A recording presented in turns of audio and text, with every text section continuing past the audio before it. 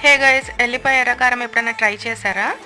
ఇది నెల్లూరులో చాలా ఫేమస్. దానికోసం ఒక మిక్సీ జార్ తీసుకోండి. ఇందులో 2 ఆనియన్స్‌ని అండ్ ఒక 20 గార్లిక్ క్లౌవ్స్, 20 ఎండుమిర్చిని యాడ్ చేసుకొని, తగినంత సాల్ట్ యాడ్ చేసుకొని బ్లెండ్ చేసుకోవాలి. ఈ పేస్ట్‌ని మనము ఒక బౌల్‌లో యాడ్ చేసుకుందాం. అండ్ తాలింపు కోసం స్టవ్ మీద ఒక పాన్ పెట్టుకొని 2 స్పూన్స్ గీ యాడ్ చేసుకోవాలి. ఇందులో ఆవాలు, జీలకర్ర అండ్ కొద్దిగా కరివేపాకు యాడ్ చేసుకొని ఈ పోపుని మనము ఈ చట్నీలో యాడ్ చేసుకుంటే మన ఎల్లిపాయ కారం రెడీ అయిపోతుంది. ఇప్పుడు మనం దోశ పైన ఎల్లిపాయ కారం ఎలా యాడ్ చేసుకోవాలో చూపిస్తున్నాను.